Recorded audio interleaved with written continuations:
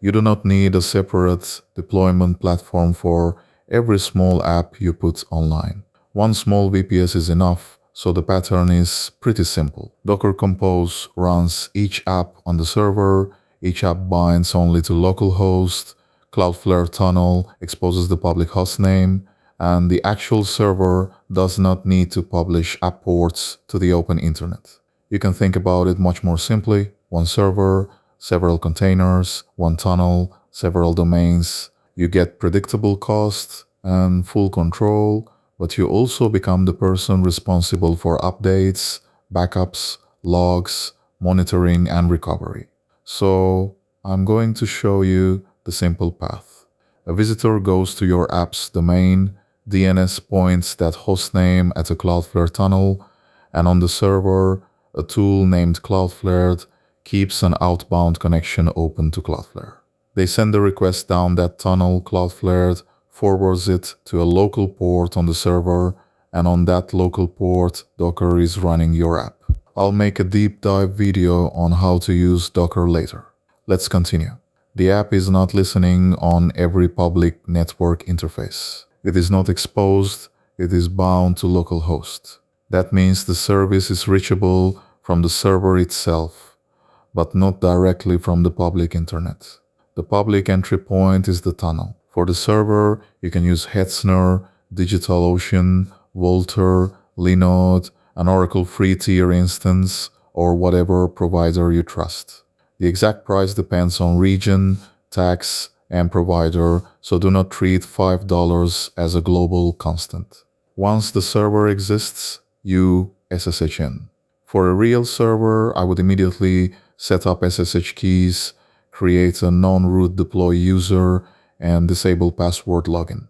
For the tutorial, I'm going to keep the command path focused. But listen, do not skip that hardening step on anything you care about. Next, install Docker. For a real production box, prefer Docker's official apt repository instructions for Ubuntu. The important thing for this video is that when we're done, the server has Docker Engine and the Compose plugin. If Docker and Docker Compose are installed, we're ready to deploy an app. Well, let's say this is a Next.js app that you've already built into a Docker image. On the server, create a folder for it, then create a Docker Compose file. On screen, the important part is the ports line. The container is still listening on its normal internal port, but the host side is bound to localhost. This line is the part I want you to really notice. The right side is the port inside the container, the left side is the port on the host, and because the host side starts with localhost, Docker binds it to the loopback interface only. So the app can be reached from the server itself, but you're not inviting the entire internet to connect to that app port directly. Start the app with Docker Compose, then check that the container is running, then curl the local app from the server. At this point, the app is running, but it's still private to the server, and that is exactly what we want. Now we need a public hostname. Cloudflare Tunnel lets the server connect out to Cloudflare instead of requiring inbound traffic directly to the server. Install the Cloudflare tool using Cloudflare's current instructions for your operating system. On a Debian or Ubuntu server, that usually means installing the Cloudflared package or downloading the latest Debian package from Cloudflare's release page. Then authenticate it with your Cloudflare account. That opens a browser link, and you choose the Cloudflare account and domain you want to authorize. Now create a named tunnel. That gives you a tunnel ID and writes a credentials file under the Cloudflare directory. Next, create the tunnel config. The config has two key parts. First, it points Cloudflared at the tunnel ID and credentials file. Second, it defines ingress rules. The first ingress rule says when a request comes in for this hostname, forward it to the local app port. The final rule is the catch-all. If a request doesn't match anything above it, return a 404. Cloudflare's docs require an ingress config to end with a catch-all rule, and it's a nice safety habit anyway. After that, validate the ingress config, then create the DNS route for your hostname. That command creates the Cloudflare DNS record that points the hostname at your tunnel. Now install and start Cloudflared as a service. One small Linux service caveat: if you created your config as a normal user but installed the service with sudo, Cloudflared might look in root's home directory instead of your user's home directory. If that happens, install the service with an explicit config path. The fix is simple, but it's exactly the kind of tiny path mismatch that eats an hour when you're tired. Now open your app's HTTPS URL. Your app is live with HTTPS handled at Cloudflare and the origin service still only bound to localhost. The reason this setup is useful is that adding another app is boring, and boring is good. Make another folder for the second app, run that app on a different localhost port, then add another ingress rule in the tunnel config.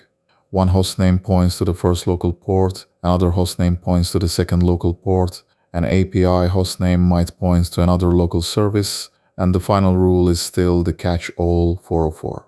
Then root DNS for the new hostnames and restart Cloudflared.